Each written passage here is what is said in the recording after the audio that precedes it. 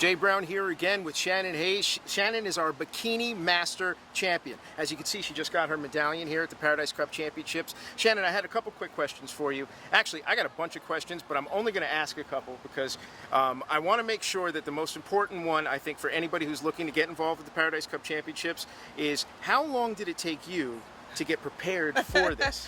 Oh my goodness. So I did the Aloha Muscle first, but total I would say it took me 16 weeks to prep. 16 weeks. Mm-hmm. Now, that's dieting, that's exercise, that's a whole lot of discipline, right? Yes. Why'd you do it? I love competing because it's a challenge. It holds me accountable for the things I feel I need in life. You know, I'm 41 years old. So when I first started competing, my trainer encouraged me, and I never thought it's something that I could do. Mm-hmm.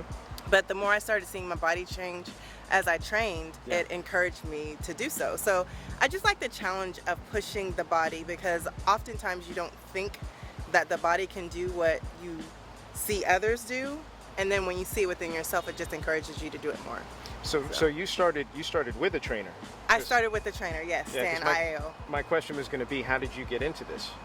I got into it because I was out of shape. Okay. Yeah, I went to my trainer because I gained weight. You know, I have never gained weight before in my life. And so I went to a trainer to get in shape, just to get in shape. Yeah. And then he just continued to encourage me to compete. And when I would see at the gym that I attend, the women who competed, I just thought it was unobtainable. Yeah. But the more that I trained, the more I believed that it could happen. This trainer sounds like a really motivational. He's a great trainer, yes. What's his name? Stan IAO. He's a great trainer. So he just got the plug. That's awesome. So basically, yes, he did. You wouldn't have considered doing this hadn't he pushed you in that direction, you think? For him, and then also a significant other, because he trained and also competed. So those influences made me think, well, maybe you can shout him out too. What's his name? Vidal Whitlow. Okay, cool. Yeah. So you had a combination. You had a team of people kind of support. Anybody who does anything remarkable, you have to have. You right? cannot do it alone. This No is doubt. not something I believe that can be done alone. I think even the best of the best have a team. It's not an individual sport, though it appears to be when you're on stage. It's definitely not an individual sport. You have people behind you, definitely, who are backing you up and encouraging you. Okay, so we talked about discipline, we talked about diet, right, and training, right, and even having a support system. Right. Let me ask you this: what's I call waking up before 6 a.m. the rich man's hour. Okay. And for obvious reasons, early to bed, early to rise. We've all heard it. Early bird gets the worm. What time do you usually wake up in the morning? I wake up about 9 o'clock in the morning. No, that's terrible. Wrong answer. I'm sorry, y'all. All right, so we're gonna bring it back. We're gonna come back to that one, and she's gonna tell you 3:30 a.m. Ready? No, but okay. So really, 9 a.m. Yeah, I am not a training? morning person, and I train in the evening. Like I'm not a morning person at all. So most of my training was done between 5 and 6 o'clock p.m. Excellent. Okay. I trained 7 days a week when I was competing, Yeah. but I don't think that's necessary, but that's just me. If you're training, especially at this level, at that time in the evening, I couldn't sleep, so I can understand why you probably want to get up a little bit later. Plus, I have a flexible schedule. Like my work schedule is not a typical 8 to 5. What do you do? I'm a psychologist. You're a psychologist, so you already operate at a certain level of excellence, and now you. Okay, so that probably took a level of discipline in itself just to get to being a psychologist, honestly, right? When it comes to training, the most challenging, this is going to sound strange, the most challenging discipline part of it was the water.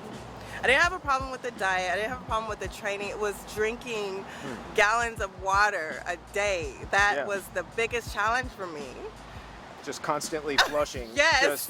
Oh my God, you got to stay within a certain amount of paces. There's like something in the contact of a restroom. I mean, you're drinking like a gallon to 2 gallons a day. And that, out of all of the things, I think a lot of people struggle with the diet. That wasn't an issue for me. I love training. Okay. I do it now, even after, on off season.